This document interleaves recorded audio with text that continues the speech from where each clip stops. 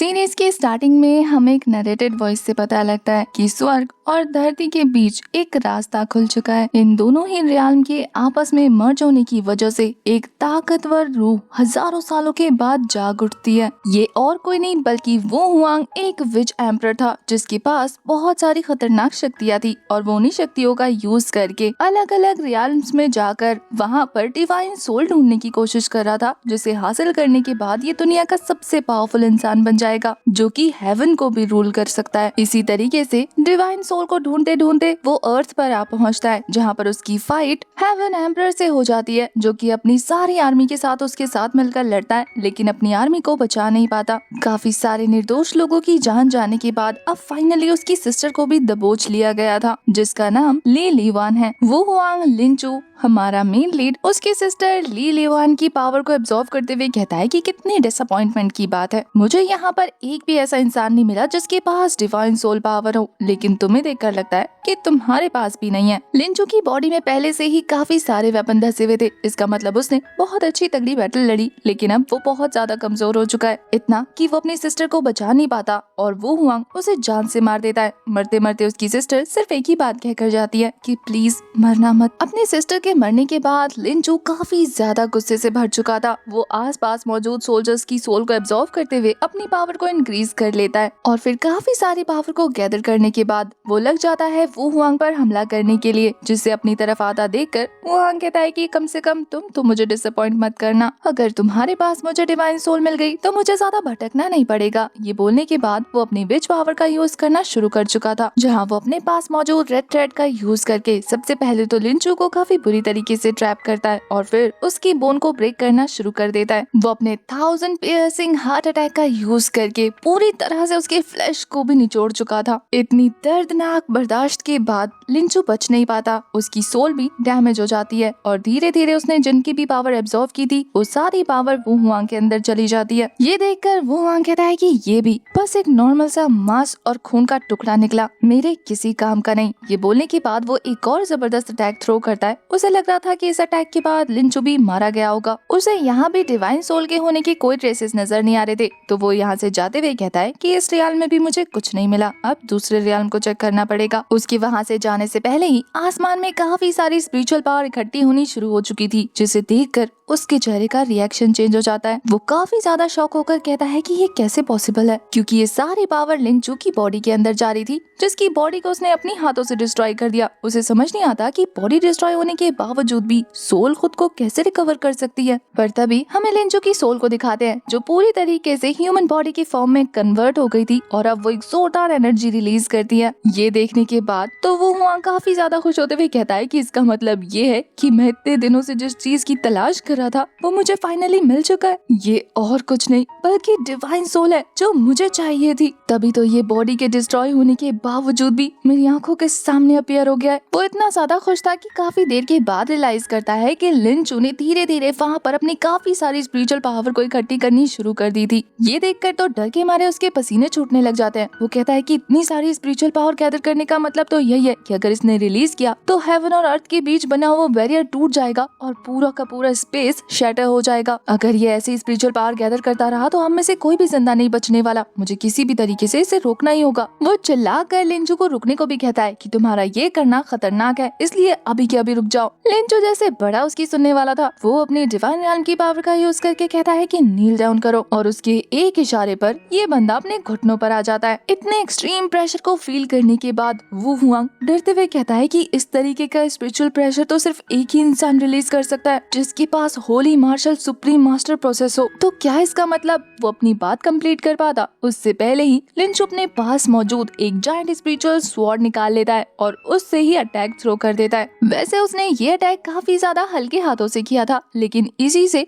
वो वहाँ से गायब हो चुका था, मतलब उसका नामो निशान भी मिट चुका। ये अटैक इतना ज्यादा पावरफुल था कि पूरी की पूरी अर्थ 2 टुकड़ों में बढ़ जाती है। उसे मारने के बाद लिंचू अब रिलैक्स था, क्योंकि फाइनली अब इतना बड़ा युद्ध खत्म हुआ। वो तो रिलैक्स हो ही रहा था कि तभी आसमान की तरफ देखने पर उसे वहाँ पर फिर से एनर्जी इकट्ठी होती हुई नजर आती है और फिर आसमान को चीरते हुए एक बड़ा सा पत्थर उसके सामने आकर गिरता है, जिसे देखने से वो कोई नॉर्मल पत्थर नहीं लग रहा था, बल्कि उस पर काफी सारे स्पिरिचुअल पैटर्न उभरे हुए थे। लिंचू भी इस पत्थर को देखकर हैरान था क्योंकि उसने आज से पहले इस तरीके की चीज नहीं देखी। ये एक तरीके का सोल सप्रेशन माउंटेन था। वो पत्थर धीरे धीरे अपनी एनर्जी रिलीज करते हुए कहती है कि एक इमॉर्टल लॉर्ड को देखने के बाद भी तुमने मेरे सामने नील डाउन नहीं किया। ये किस तरीके का रूड बिहेवियर है। लिंचू को भी उसकी बकवास सुनकर गुस्सा आ जाता है कि एक छोटा सा सोल का टुकड़ा मेरे सामने इतनी बड़ी बड़ी बातें कर रहा है। तुम्हारी हिम्मत कैसे हुई खुद को इमॉर्टल लॉर्ड कहने की। उस इमॉर्टल लॉर्ड को तो इतना ज्यादा गुस्सा आ गया था कि वो अपनी और जबरदस्त एनर्जी रिलीज करते हुए कहता है कि बेवकूफ मॉर्टल, मैं वो इमॉर्टल लॉर्ड हूँ जो कि इस पूरे रियल्म का मालिक हूँ। हेवन से लेकर अर्थ तक सब मेरे अंडर आते हैं। सभी मेरे आगे घुटने टेकते हैं, मेरी पूजा करते हैं और मुझे अपना डिवाइन सोल ऑफर करते हैं। अब इनडायरेक्टली आपको भी पता लग ही गया होगा कि आखिर ये इमॉर्टल लॉर्ड लिंचू से क्या चाहता है। उसकी डिवाइन सोल। उधर वो सोल तो बड़ी बड़ी बातें कर ही रहा था कि तभी लिंचू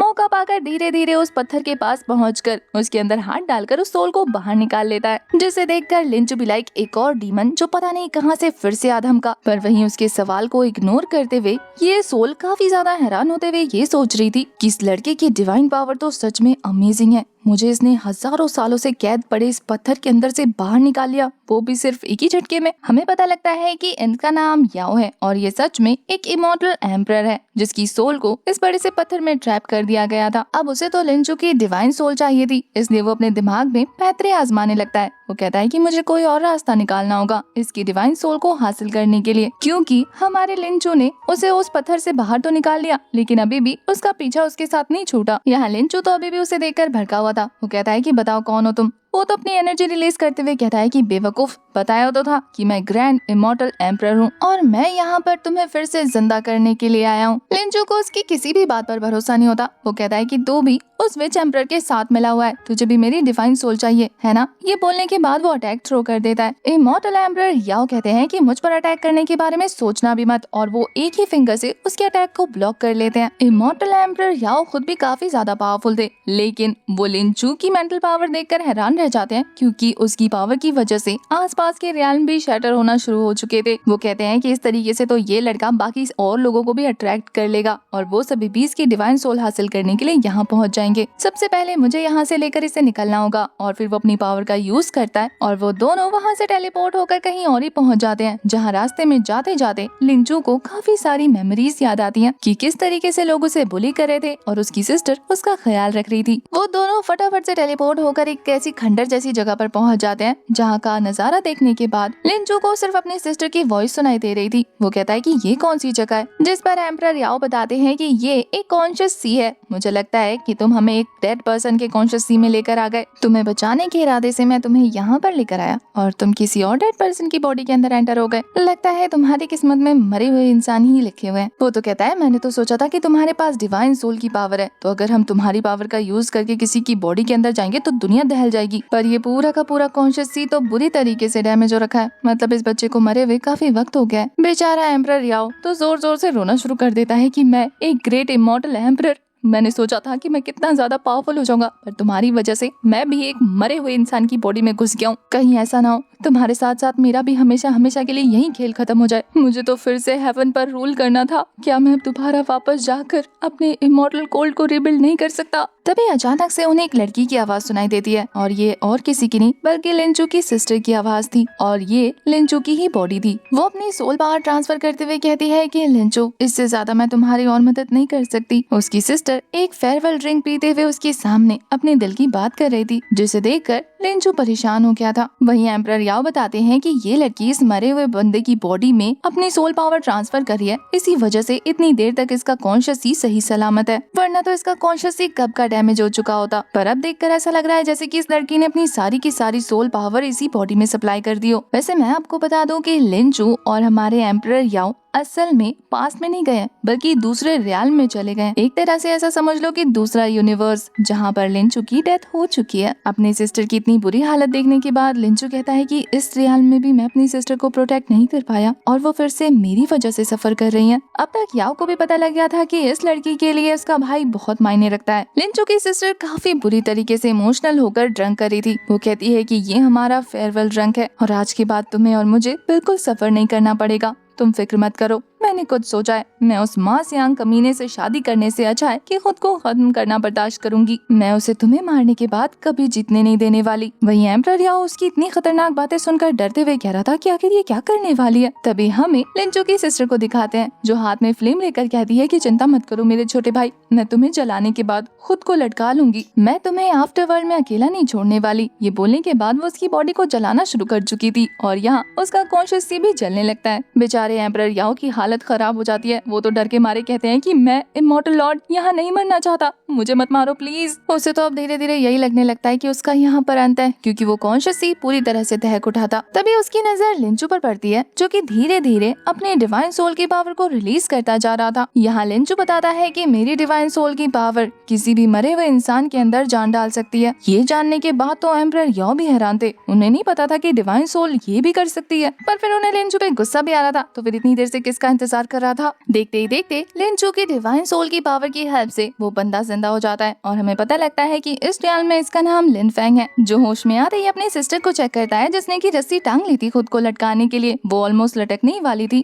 कि लिन फेंग दौड़कर उन्हें बचाने की कोशिश करने लग गया था, पर इतने दिनों से लेटे रहने की वजह से बेचारे के पाँव काम नहीं करते, अटक जाते हैं बीच में, और वो अपनी सिस्टर को बचाने की जगह उल्टा उन्हें लटकाने में हेल्प कर देता है, उनके पाँव के नीचे से टेबल खींचकर। बेचारी उसकी सिस्टर तो थोड़ी देर के लिए अनकॉन्शियस हो जाती है। यहाँ पर उसकी सिस्टर का नाम लिन लेयाओ है, जो होश में आते ही अपने भाई को सही सलामत देखकर काफी ज्यादा खुश हो गई थी, पर फिर वो कंफ्यूज भी थी कि उसका भाई तो मर चुका था ना। वो कहता है कि सिस्टर, मैं इतनी आसानी से कैसे मर सकता हूँ, और ये चेक करने के लिए कि ये सपना है या नहीं, वो उसे एक जोरदार थप्पड़ लगा देती है। बेचारे को समझ नहीं आता कि आखिर उसे थप्पड़ पड़ा क्यों, पर उसकी सिस्टर तो कहती है कि इसका मतलब ये सपना नहीं है। अब वो तो खुश हो ही रही थी कि तभी उसके घर का दरवाजा ओपन करके वहाँ पर एक मोटू पर्सन खुद को गिफ्ट बॉक्स की तरह रैप करके आ गया था लियाओ से शादी करने के लिए। इस मेढक का नाम और कुछ नहीं बल्कि मा जियांग है। वो तो आकर कहता है कि मेरी प्यारी वाइफी, होने वाली वाइफी, क्या तुम अपने डेड ब्रदर को निपटा चुकी हो, तो हम शादी कर ले। तुम्हारे दूल्हे से अब वेट नहीं हो रहा, हम दोनों वेडिंग सेरेमनी के लिए लेट हो जाएंगे ना। वो अजीब तरीके से हाथ मलते हुए अपने ब्यूटीफुल से सपने के बारे में एक्सप्रेस करा था कि तभी आंखें खोलने पर उसे अपने सामने लिन फेंग नजर आता है। लिन फेंग को देखकर वो कहता है कि तू कचरा अभी भी जिंदा है। अब लिन फेंग की बॉडी में तो लिंचू था, उसे पता नहीं था। वो कहता है कि इसका मतलब तू है मा जियांग। मा जियांग भी लाइक तेरी हिम्मत कैसे हुई अपने मुंह से मेरा नाम लेने की, यंग मास्टर बोलना भूल गया है क्या? और क्या तू भूल गया कि मेरे पास अजूरे ड्रैगन मार्शल सोल है, जिसकी हेल्प से मैं तुझे वापस से ऐसे मसल दूंगा जैसे कि किसी ने चींटी मसला हो। ये बोलते हुए वो उसे धमकी देते देते उसके पास आ जाता है। लियाओ को काफी ज्यादा गुस्सा आ रहा था, इसलिए वो वहाँ पड़े हुए टूटा सा नाइफ उठाकर उसे डराते हुए कहती है कि खबरदार, अगर मेरे भाई को हर्ट करने के बारे में सोचा भी तो मैं बीच में से फाड़ के रख दूंगी। मा जियांग कहता है कि क्या बात है, भाई दोबारा से जिंदा हो गया तो क्या हिम्मत दे दी, मेरे आगे जबान चला रही हो। वही पीछे से लिन फेंग उसके हाथ से नाइफ लेते हुए कहता है कि सिस्टर, मेरे रहते हुए तुम फाइट करो, ये मुझे शोभा नहीं देगा, इसलिए मैं हूँ ना इस मोटे से निपटने के लिए। अब उन दोनों को एक दूसरे के लिए स्टैंड लेता देखकर मा जियांग कहता है कि वाह, तुम दोनों सिबलिंग्स भी अजीब हो, अगर एक दूसरे के लिए इतनी जान चल रही है तो ठीक है, मैं उसे मारता नहीं हूँ बल्कि अपना पालतू कुत्ता बना के रखता हूँ, ये तो ठीक है ना। अपनी वाइफ के लिए मैं इतना तो कर ही सकता हूँ, और वैसे भी तुम दोनों को क्या लगता है कि तुम इस टूटी हुई नाइफ से मेरा कुछ बिगाड़ सकते हो? क्या तुम दोनों भूल गए हो कि मेरी सोल पावर आखिर किस लेवल पर है? ये बोलने के बाद वो अपनी एनर्जी रिलीज करता है, जिससे वहाँ पर एक जबरदस्त ब्लास्ट हो गया था। ये देखने के बाद भी हमारा लिन फेंग डरता नहीं है, बल्कि कहता है कि मैं तुम्हें धमकी नहीं दे रहा। और फिर वो अपनी बॉडी के अंदर मौजूद एम्परर याओ से कहता है कि मैंने अच्छे से सुना, तुमने कहा कि तुम्हें हेवन और सारे रियम्स पर रूल करना है, तो क्या तुम मेरी हेल्प करोगे, क्योंकि उसकी शुरुआत आज से होने वाली है। ये बोलते हुए वो एक किलर लुक देता है। वहीं उसके सिस्टर को समझ नहीं आ रहा था कि ये किससे हेल्प मांग रहा है।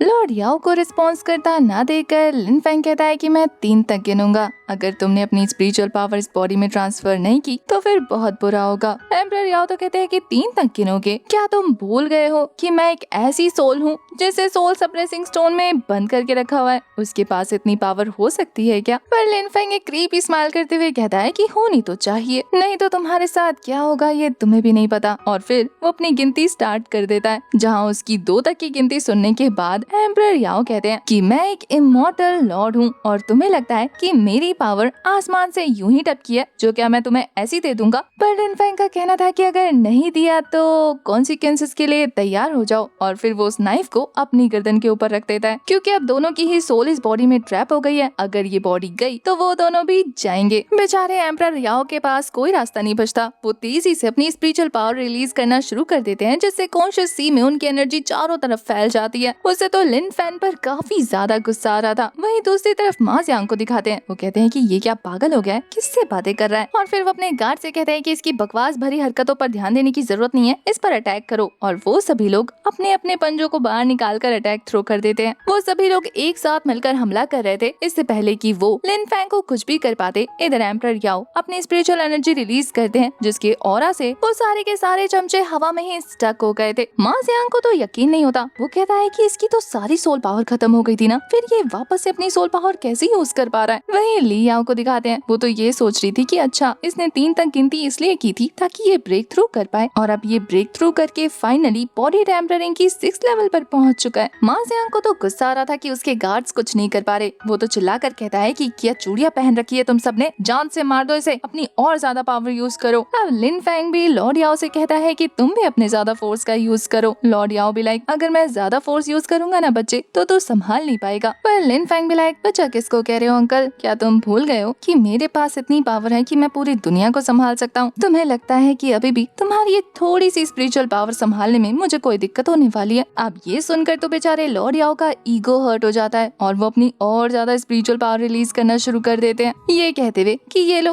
तुमने खुद मांगा है। उनकी और ज्यादा जबरदस्त पावर रिलीज करने की वजह से लिन फैंग का ऑरा और भी स्ट्रॉन्ग हो गया था, जिसके जबरदस्त रिलीज के बाद ये सारे लोग इधर उधर बिखर जाते हैं। बेचारा मा जियांग भी अपने गार्ड के साथ उड़ता उड़ता पिचक जाता है उनके नीचे, और वहीं बाकी सारे गार्ड्स ये देखकर हैरान थे कि इसने ब्रेक थ्रू कर लिया और अब वो स्पिरिट रॉयल पर पहुंच चुका है। फाइट करते करते हमारा हीरो लिन फैंग अपनी स्पिरिचुअल पावर को बढ़ाते जा रहा था। अब वो 3rd लेवल पर पहुंच गया था। ये देखने के बाद तो वो मौजूद गार्ड्स काफी ज्यादा डर जाते हैं, लेकिन फिर भी अपनी जान बचाने के लिए उन्हें उसके साथ फाइट करना पड़ रहा था। वो तो एक ही झटके में उस टूटे हुए चाकू से, जिससे गाजर मूली भी नहीं करता, इंसानों को काट रहा था। वो एक एक बंदे को निपटाते हुए आगे बढ़ने लग जाता है, और उसकी कल्टीवेशन 3 लेवल तक ऊपर जाने लगती है, और अब तो वो 9th लेवल पर पहुंच गया था। वहीं 12th लेवल पर पहुंचने के बाद तो बस वो एक कदम आगे बढ़ाता है और सभी के चीथड़े उड़ जाते हैं, क्योंकि उसने एक ही साथ मल्टीपल स्लैश लगा दिए थे। लास्ट में जो गार्ड बच गया था, उसके तो डर के मारे पाँव कांपने शुरू हो जाते हैं। उसे समझ नहीं आता कि वो कैसे फाइट करे, इसलिए अपनी जान बचाकर वहाँ से भागने लग जाता है। पर लिन फैंग कहाँ उसे भागने देने वाला था। वो पीछे से ही उस पर अटैक कर उसका खेल खत्म कर देता है। अब फाइट करते करते हमारा हीरो स्पिरिट ड्राइंग रियल्म की पीक पर पहुंच गया था। ये देखकर उसकी बहन काफी ज्यादा खुश हो जाती है। उसे समझ नहीं आता उसका भाई अचानक से इतना पावरफुल कैसे हो गया। वहीं लिन फैंग तो अब मा जियांग को लुक दे रहा था, जो कि अपने सामने मौजूद अपने गार्ड्स को लात मारकर दूर हटाते हुए कहता है कि इन कचरों से कुछ नहीं हुआ, लगता है मुझे ही फाइट करनी पड़ेगी।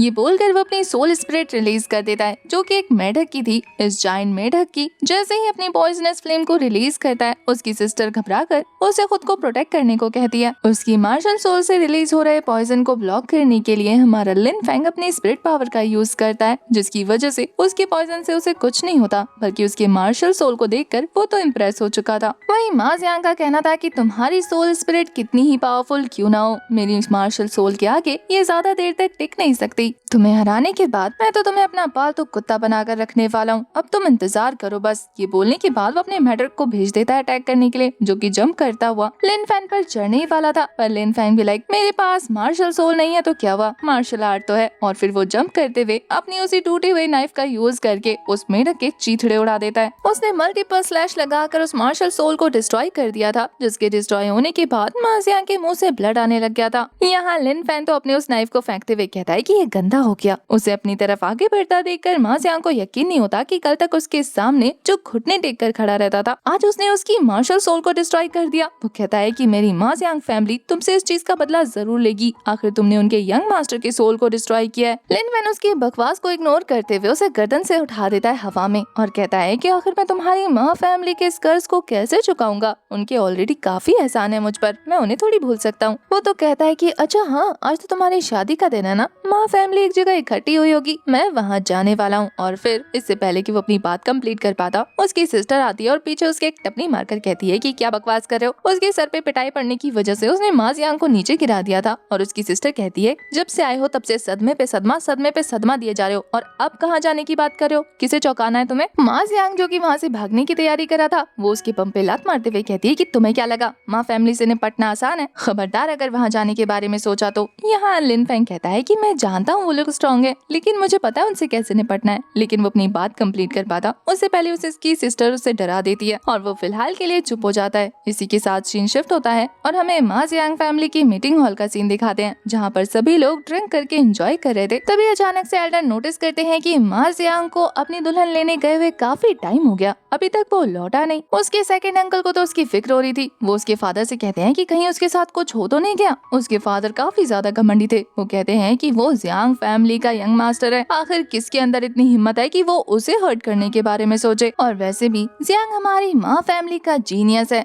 उससे पहले कि कोई उसे हर्ट करे वही उसे रास्ते से निपटा देगा। पूरे ग्रेट फॉरेस्ट कंट्री में हमारे माँ जियांग से उलझने की हिम्मत किसी के अंदर नहीं है। यहाँ ये सभी इतनी बड़ी बड़ी बातें कर रहे थे, इन्हें तो पता ही नहीं कि इनके लाडले के साथ आखिर वहाँ पर क्या क्या हो चुका है। थर्ड ब्रदर अपने सेकंड ब्रदर वांग को चुप कराते हुए कहते हैं कि बड़े भैया आपको फिक्र करने की कोई जरूरत नहीं है, माँ जियांग बहुत ज्यादा समझदार बच्चा है और वैसे भी उसके लेट आने की वजह मुझे नहीं लगता है कि मार पिटाई है। मुझे तो लगता है कि वो इस सेक्स से बाहर ही अपनी वेडिंग नाइट एंजॉय कर रहा है। वैसे भी तो आप जानते हैं ना कि वो उस लड़की को कितना पसंद करता है। वहाँ पर मौजूद दू गुजिया नाम की एक लड़की, उसको इनकी कॉन्वर्सेशन में कोई इंटरेस्ट नहीं आ रहा था। वहीं दूसरी तरफ माँ जियांग के फादर को दिखाते हैं, वो तो कहता है कि ये लड़का भी ना एल्डर्स को इंतजार करा रहा है, ये नहीं कि जल्दी आ जाऊं। तभी उसे अपने बेटे के जोर जोर से चीखने चिल्लाने की आवाज सुनाई देती है और फिर वो उड़ता उड़ता उनके पाँव पर आकर गिरता है, जिसका पूरा हुलिया खराब हुआ पड़ा था। अपने बेटे की इतनी बुरी हालत देखने के बाद उसके फादर गुस्से में चिल्लाते हुए कहते हैं कि क्या हुआ तुम्हारे साथ? वो तो रोते रोते बताता है कि फादर मेरी मार्शल सोल को डिस्ट्रॉय कर दिया। इससे पहले कि बेटा अपनी पूरी बात कंप्लीट कर पाता,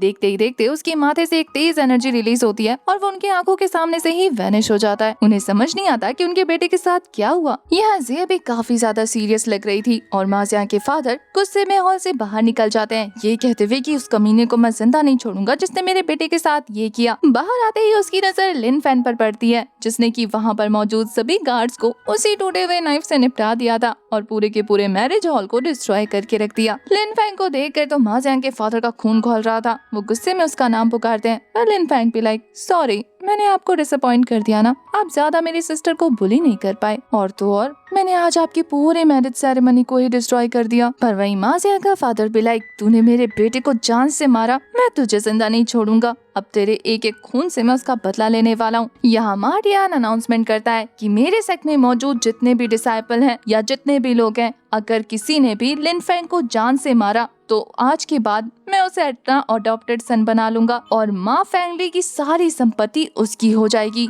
ये सुनकर तो सभी के कान खड़े हो जाते हैं, क्योंकि वो रातों रात इतने रिच डैड के बेटे जो बन जाएंगे। यहाँ मा डियान तो हमारे ली याओ को भी इंक्लूड कर देता है, ये कहते हुए कि उसे भी उसकी वाइफ बना दूंगा। यहाँ पर मा डियान वहाँ पर मौजूद बाकी सारी फैमिली से भी हेल्प करा था जो कि गेस्ट बनकर आए थे, पर जाओ फैमिली पीछे हटते हुए कहती है कि ये तो माँ फैमिली का अपना मैटर है, मुझे नहीं लगता कि जाओ फैमिली को इसमें इंटरफेयर करना चाहिए। दूसरा फैमिली मेंबर कहता है कि मेरे पेट में तो दर्द हो रहा है, मैं अभी वॉशरूम होकर आया। मा डियान को काफी ज्यादा गुस्सा आ रहा था कि कोई भी उसका साथ नहीं दे रहा। वहीं जिया भी लाइक इतने छोटे से मैटर के लिए भी माँ फैमिली को दूसरी फैमिली से हेल्प लेना पड़ रहा है, क्या वो खुद इसे नहीं संभाल सकती? अब ये सुनकर तो मा डियान के दिल पर छुरियां चल चुकी थी। वो गुस्से में अपनी एनर्जी रिलीज करना शुरू कर चुका था और यहाँ लिन फैन भी समझ जाता है कि माँ फैमिली खुद को जितना बड़ा तोप समझती है उतनी बड़ी तोप वो है नहीं, कोई उसकी खास इज्जत करता नहीं है। मा डियान के पास भी अपने बेटे की तरह एक पावरफुल मार्शल सोल थी जिसे वो बाहर निकाल लेता है और ये एक जायंट बियर था जिसके साथ वो अटैक करते हुए कहता है कि तू मेरे आगे कुछ भी नहीं, बस एक छोटा सा क्लोन जिसके अंदर स्पिरिचुअल पावर कुछ भी नहीं है। वो तो गुस्से में उसके ऊपर जंप करते हुए कहता है कि आज तुझे मैं इतनी बुरी तरीके से क्रश कर दूंगा कि तू दूसरा जन्म लेने के बारे में सोचेगा भी नहीं। वहीं अभी के लिए तो हमारा हीरो लिन फैन बस उसके अटैक्स को डॉज कर रहा था। वहीं ये बंदा लिन फैन को एक जबरदस्त हिट देने में सक्सेसफुल हो चुका था। वो कहता है कि अब तेरी खैर नहीं और वो हवा में उड़ जाता है। लिन फैन को तो एम्परर याओ पे गुस्सा आ रहा था। वो कहता है कि क्रेजी फूल अपनी पावर क्यों नहीं यूज कर रहा, लेकिन उसके पावर यूज करने से पहले ही दूसरी तरफ मा डियान एक और जबरदस्त हमला करके उसे जमीन पर पटक मारता है। एम्परर याओ तो चिल मार रहे थे क्योंकि उन्हें थोड़ी ना पेन हो रहा है, पेन तो लिन फैंग को हो रहा है। वो कहते हैं कि तुमने पंगा लिया है, तुम भागो यहाँ से, इसमें मैं क्या कर सकता हूँ। बच्चे पहले तुम्हें सोचना चाहिए था, इसकी कल्टीवेशन तुमसे हाई है, इसकी सोल पावर भी तुमसे स्ट्रांग है और मार्शल सोल तो देख ही सकते हो, और ये दोनों को कंबाइन करके अटैक कर सकता है, जिसके बाद इसकी पावर मैक्सिमम लेवल पर पहुंच जाएगी और ये तुम्हें आराम से किसी मच्छर की तरह मसल देगा। लिन फैंग हमारे एम्परर याओ से कहता है, तो इसका मतलब ये है कि तुम्हारी हजारों साल पुरानी ये डीमन सोल भी इस बंदे के आगे कमजोर है ना। उसकी बातों से हमारे एम्परर याओ का दिमाग फिर से घूम गया था। वो कहते हैं कि तुम कहना क्या चाहते हो। लिन फैंग कहता है कि मैं चाहता हूँ कि तुम अपनी मार्शल सोल मुझे दो, मेरे 3 गिनने से पहले, वरना तो तुम अंजाम जानते हो। अब तो एम्परर याओ का भी दिमाग खराब हो चुका था। वो कहते हैं कि बेवकूफ लड़के, तूने समझ के क्या रखा हुआ है, मार्शल सोल ऐसे ही किसी को मिल जाती है क्या? वो एक स्ट्रेंज फॉर्म होती है बीस्ट की और उसे ऐसे ही कोई नहीं ले सकता। अगर मैं तुम्हें मार्शल सोल दूं भी तो भी तुम समन करके सिर्फ एक डॉग और कैट ही ले पाओगे सामने। पर लिन फैंग को इससे कोई फर्क नहीं पड़ता था। वो कहता है कि मुझे तो बस मार्शल सोल चाहिए, जल्दी दो। और वो फिर से अपनी गिनती स्टार्ट कर देता है, जिससे एम्परर याओ का तो अब दिमाग घूम चुका था। वो कहते हैं कि मेरा तो दिल कर रहा है कि सबसे पहले मैं तुझे जान से मार दूं। वही लिन फैंग को फिर से खुद से बातें करता देखकर यहाँ बाटियान को भी काफी ज्यादा गुस्सा आ रहा था। वो कहता है कि लगता है मेरे अटैक से इसका दिमाग खराब हो चुका है, अब तो इसे जान से मारना ही पड़ेगा। ये बोलकर वो जैसे ही अपनी पूरी पावर अनलिश करके अटैक थ्रो करते हैं। वहीं दूसरी तरफ हमारे लिन फैंग की काउंटिंग खत्म होने से पहले ही हमारे एम्परर याओ को अपनी पावर उसे देनी पड़ती है। वो कहते हैं कि इसे अच्छे से संभालना, वरना तो तुम्हारी खैर नहीं। दोनों का एक साथ भरता बन जाएगा और फिर उसकी कॉन्शियसली फिर से पूरी तरह से एनर्जी से भर जाती है। और वहीं देखते ही देखते हमारे हीरो के पास एक जबरदस्त एनर्जी के साथ एक कैनन की फॉर्म में वेपन आ जाता है, जिसे देखकर वो कहता है कि ओह, तो ये है तुम्हारी मार्शल सोल। जिया, वो मिस्टीरियस सी लड़की, वो भी इस मार्शल सोल को देखकर हैरान थी। वही हमारा हीरो इसे लेने के बाद कहता है कि इससे फाइट करने में बहुत मजा आएगा। अब वो हमारे एम्परर याओ से कहता है कि एक बात बताओ छोटे फेरी, आखिर तुमने ऐसा कौन कौन सा खजाना छुपा के रखा हुआ है मुझसे? देखकर लगता है तुम्हारे पास और भी काफी कुछ काम का है। अब तो हमारी जोड़ी धमाल मचा देगी। चलो देखते हैं तुम्हारी ये मार्शल सोल कितना कमाल कर पाती है। और वो पूरी तरह से फाइट के लिए रेडी था। इसी धांसू सीन के साथ हमारा ये वाला एपिसोड हो जाता है खत्म। आपको इस सीरीज की एक्सप्लेनेशन कैसी लगी कमेंट करके जरूर बताना, साथ ही इसके नेक्स्ट पार्ट के लिए भी लाइन लगा देना। तब तक के लिए bye bye, tata, take care.